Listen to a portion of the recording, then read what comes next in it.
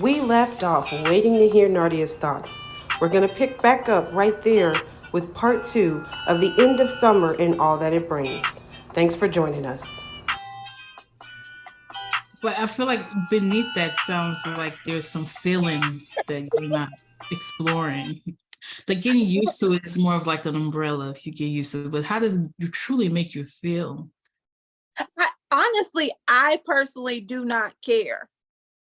I sometimes people use children, I don't want to say as an excuse, but sometimes they can be an excuse. But again, To not fulfill their responsibilities, or to well, like no, get out of not the their meeting. no, like for instance, to leave early or to work from home a few extra times, right? I Okay. would love to come to work, but my child is home for summer because or they're home because it's a teacher work day or something.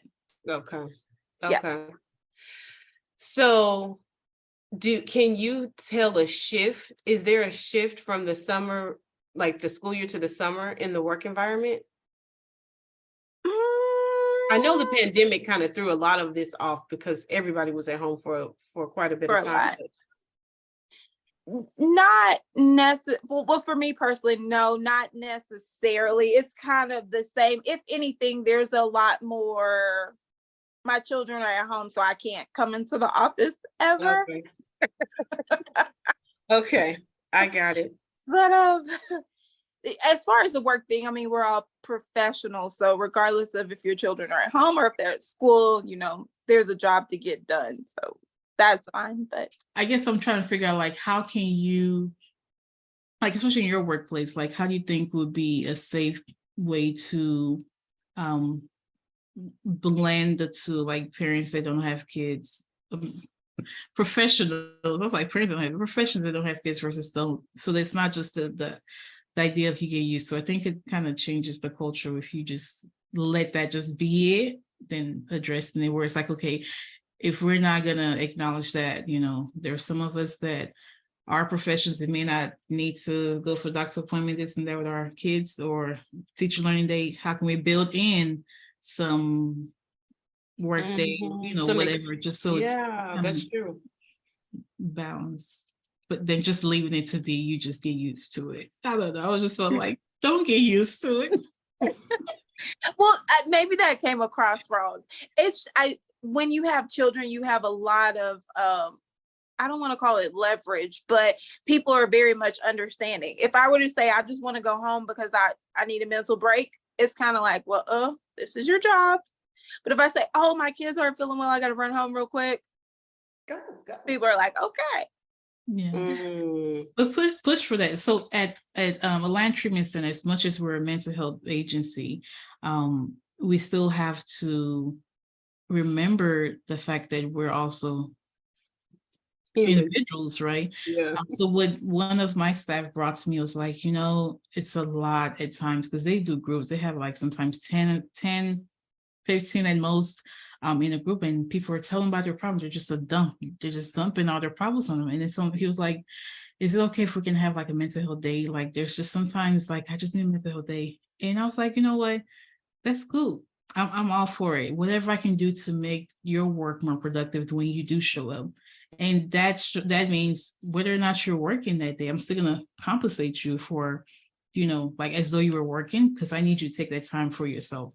So when you are back in position to lead, it's coming from a good place. Like your tank is full, you're able to be more. I didn't do that before, and so he made that suggestion, and I listened, and I was like, how much more will my client benefit from me giving you that day to just like recharge and not have to worry about, well, I need that fund. If I take that day off, pay without getting paid, how's that gonna affect my bills? Looking at that from that perspective. So I was like, you know what, I can't commit to anytime you feel like it, but I can assure you one day a month, if you need that, ATC will allow for it. But that change didn't come about until somebody brought it up. Yep. Yeah. Oh, Nadia, so you have homework. You have homework. But I think that's good. I do. I think that's really good. I know there are a lot of companies that allow for that. They don't even really care that you're sick. Now you got to use your sick time, but that you use it for a mental health day, but there are other companies that don't allow for that, that are just like, you don't have children, so get to work. I wonder if they hire because of that. I wonder. Oh, There's no, some do, yeah. yeah. Mm. When they're interviewing, you know, like in the last company I was partnered with, after they get done and they leave, they're like she got a kid, that means no. And I used to get mad as a mom, like, do you know what that means? Like, because I knew it was like running to daycare, trying to make it there before they close, trying to, you know, it's like, how you gonna now hire somebody because they got a child and then they may have to have an emergency that they, you know, so I used to fight for it. And that's why for me, when starting ATC was very much women empowerment. Like, I get you, come, feel free, you know, let's talk about it. Whatever we all can do to make it work, we're gonna do it because we need each other to succeed. That's good. Yeah. That's good. I hope you get it, Nadia. I do. I get it. No, I mean, I hope you get the mental health days. That would be awesome. So now I want to talk about how can we get ready? Like, we talked about the things that kind of, you know, make us afraid or make us anxious about the school year starting. Stephanie, can you discuss what do you think teachers could do? And I mean, it could be taking two sips of coffee and stomping twice, but what do you think that teachers could do to be more prepared, to kind of channel that anxiety, change that anxiety to something else, work through it?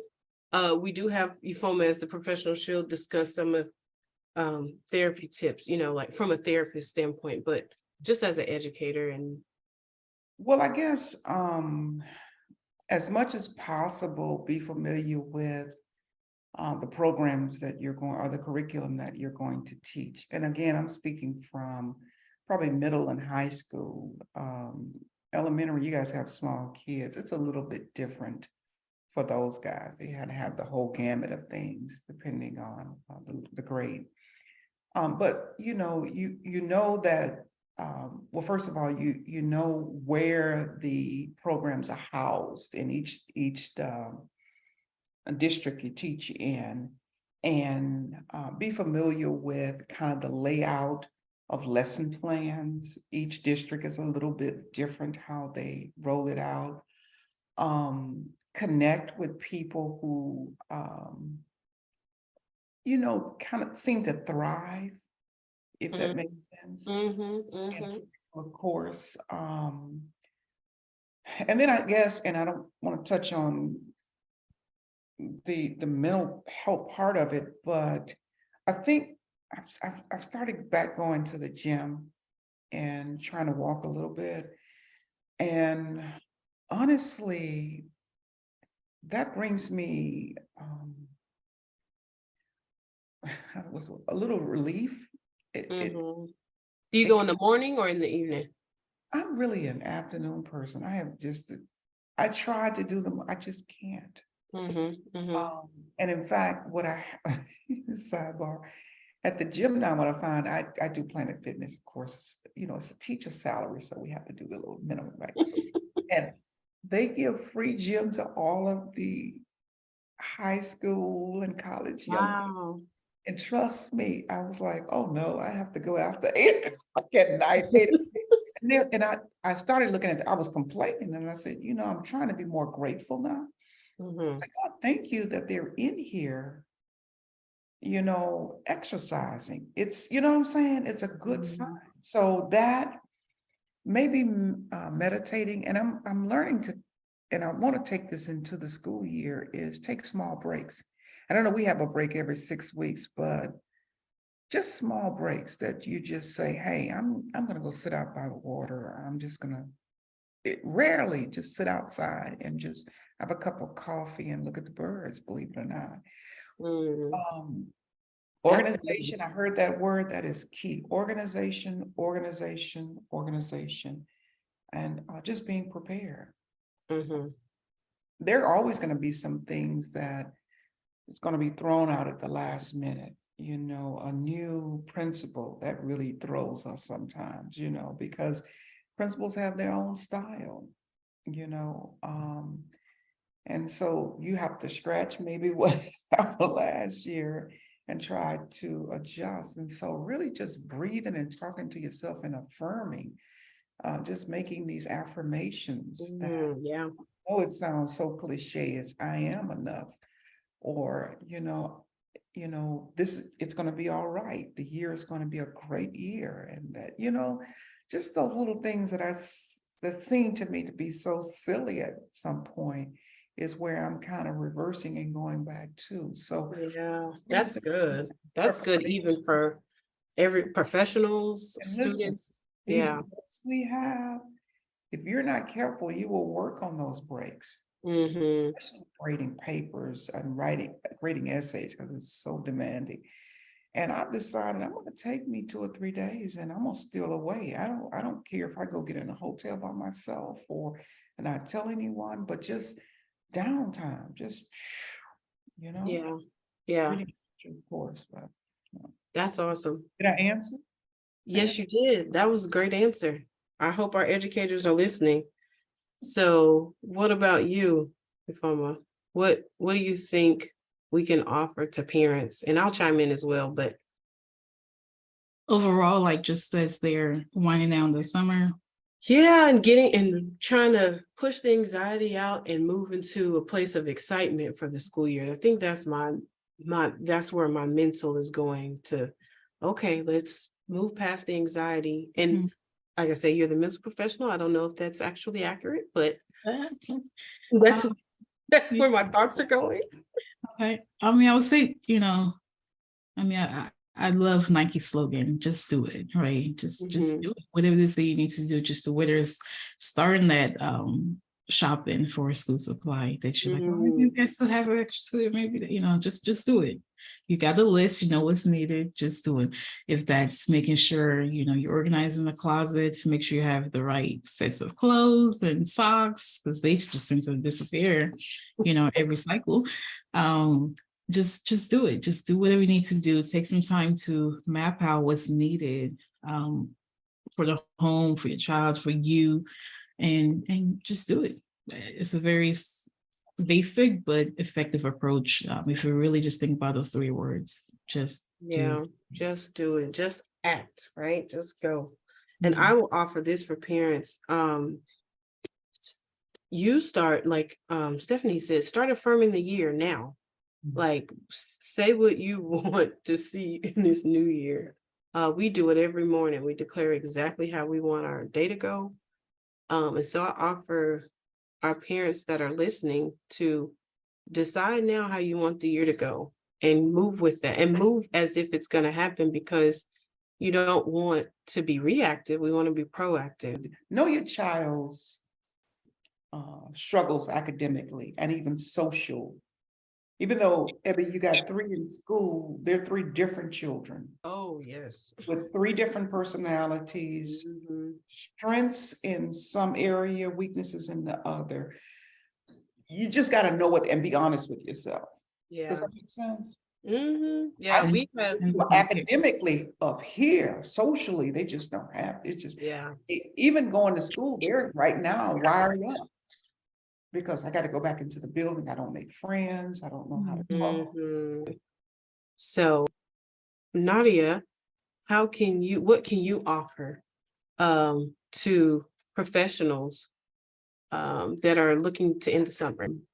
From, should they start planning their next vacation, or how can they move past the anxiety of seeing that bus? Lord, no, I can't stand the bus either.